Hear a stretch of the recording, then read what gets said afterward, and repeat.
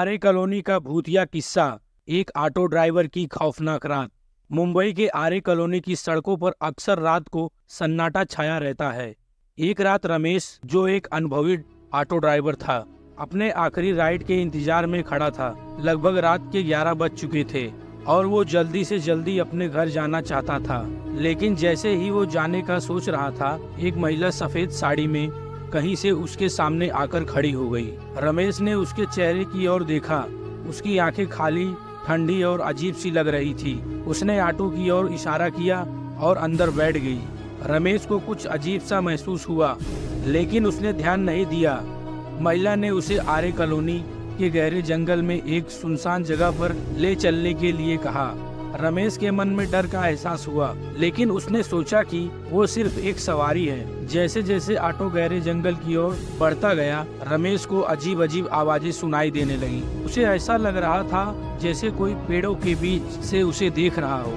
चारों ओर अंधेरा और ठंड का एहसास बढ़ने लगा।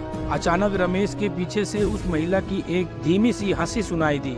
उसकी आवाज इतनी खौफनाक थी कि रमेश का दिल जोर से धड़कने लगा। उसने डरते हुए पीछे देखा और देखा कि महिला का चेहरा धीरे धीरे बदल रहा है। उसकी आंखें लाल हो रही थी और उसकी हंसी और डरावनी होती जा रही थी। रमेश ने घबराकर गाड़ी को रोकने की कोशिश की, लेकिन ब्रेक काम नहीं कर रहे थे। ऑटो अपने आप आगे बढ़ता जा रहा था, जैसे कोई अदृश्य शक्ति उसे खींच रही हो। रमेश ने अपनी पूरी ताकत लगाकर ऑटो को काबू में करने की कोशिश की, लेकिन कोई भी काम नहीं आ रहा था। तभी महिला ने अचानक अपना सिर घुमाया और सीधा रमेश की आंखों में देखा। उसके होठों पर एक भयानक मुस्कान थी और उसकी आंखों में एक अजीब सी चमक थी। डर के मारे रमेश की आंखों में आंसू आ गया। उसने अपने आप को बचाने के लिए मन ही मन प्रार्थना करना शुरू कर दिया। तभी जैसे ही उसने भगवान का नाम लिया, अचानक से ऑटो रुक गया। रमेश ने झट से पीछे मुड़कर देखा, लेकिन महिला गायब हो चुकी थी। उसके दिल की धड़कनें अभी भी तेज थी और उसके पूरे शरीर में पसीना बह रहा था। उसने हिम्मत जुटाई और अपने ऑटो से बाहर निकला।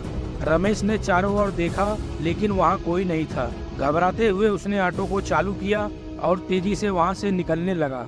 उसे महसूस हुआ कि ऑटो के पीछे कोई बैठा हुआ था। उसकी हिम्मत नहीं हुई कि वो पीछे मुड़कर देखे, लेकिन उसे सीट पर किसी के होने का एहसास हो रहा था। कुछ देर बाद रमेश ने खुद को कंट्रोल किया और तेजी से आगे बढ़ने लगा। आखिरकार जब वह कॉलोनी से पूरी तरह बाहर निकल आया और लाइट्स दिखने लगी, तो उसने ऑटो को रोका और पीछे मुड़कर देखा, सीट खाली थी। इस भयानक घटना के बाद रमेश ने कसम खाई कि वो रात के समय अभी आरे कॉलोनी में किसी सवारी को नहीं ले जाएगा। उस रात का खौफ आज भी उसकी आंखों के सामने ताजा है। लोग कहते हैं कि आरे कॉलोनी में कई ऐसी आत्माएं हैं जो भटकती हैं, जो अपनी अधूरी इच्छाओं के कारण वहां फंसी रह गई हैं। शायद रमेश भी उनमें से एक का शिकार बन गया था। तो दोस्तों, आपको ये कहानी कैसी लगी? अगर अच्छी लगी तो लाइक, शेयर, सब्सक्राइब जरूर कीजिएगा। तो मिलते हैं अगले वीडियो में। धन्यवाद।